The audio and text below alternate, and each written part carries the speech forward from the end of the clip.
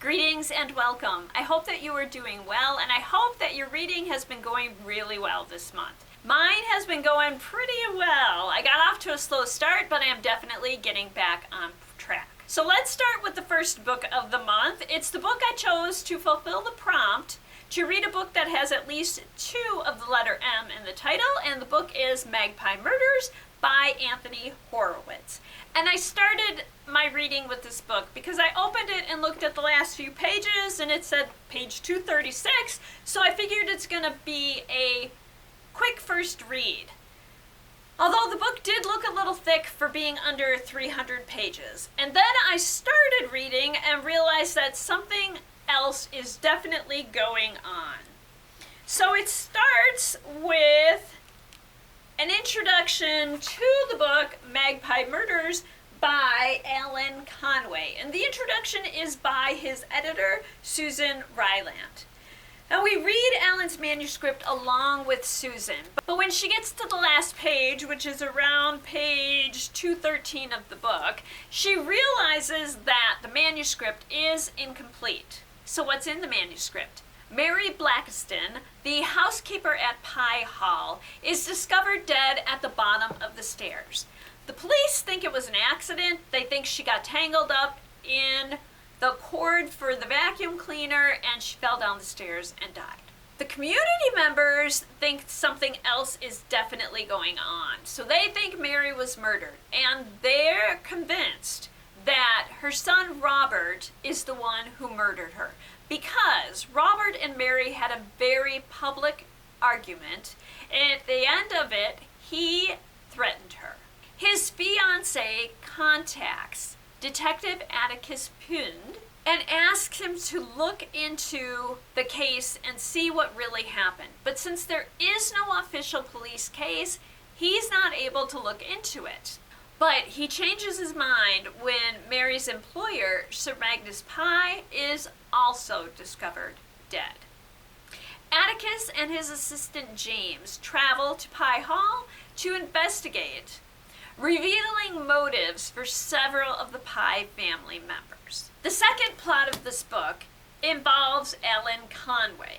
The manuscript ends abruptly, like I said, and Susan promptly calls Alan to get the last chapters of the book, but she goes straight to voicemail. When Alan turns up dead, Susan contacts her boss Charles and finds out that he does not have the last chapters of the book either. Alan is their best-selling author, and if they don't have this book to sell, it's very possible that the company is going to go out of business. So Susan decides that she is going to find out what happened. So she investigates what happened to Alan.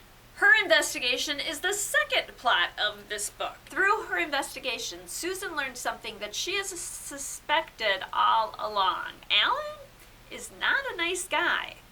There are plenty of suspects for his murder too. Her investigation leads to the discovery of Alan's killer and the rest of the manuscript. I really did enjoy the unconventional structure of the story, but make sure you are giving it your full attention if you read and you want to try to figure out what's going on. This is the only series I know of that has this particular plot structure, so it's difficult to suggest other titles that are exactly like this. However, the story that Alan wrote, the first plot of this book, is a lot like a classic mystery story. So if you like that part of the book, you can read anything by Agatha Christie for a similar experience. I've also heard that the Castle Knoll Files series by Kristen Perrin, beginning with How to Solve Your Own Murder, is a good series to read if you liked this book. Our second book takes us in a completely different direction, and it is Days at the Morisaki Bookshop by Satoshi Yagisawa. And this book is translated to English by Eric Ozawa. The main character is 25-year-old Takako, and she has been dating a man who works for the same company that she works for. And one night he tells her that he is getting married. And at first she's confused and she realizes that he is marrying somebody else. That he has apparently been dating this other woman and viewing his relationship with Takako as very casual. And her view of the relationship was not this casual. She's quite upset, and when she goes to work, she's very uncomfortable at work. Eventually, she quits her job, and she spends a lot of time sleeping in her apartment.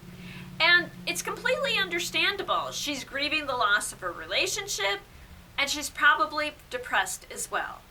In the midst of her sadness, her uncle calls and offers her a place to stay, rent-free. He owns a bookshop in the book district in Tokyo. And above the bookshop, there's an apartment that she can stay in, rent-free. All that she needs to do is work some in the bookshop for him.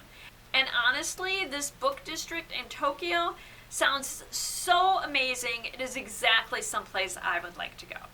So Takako's uncle is not always able to make it to the store in time to open the shop when it should be opening.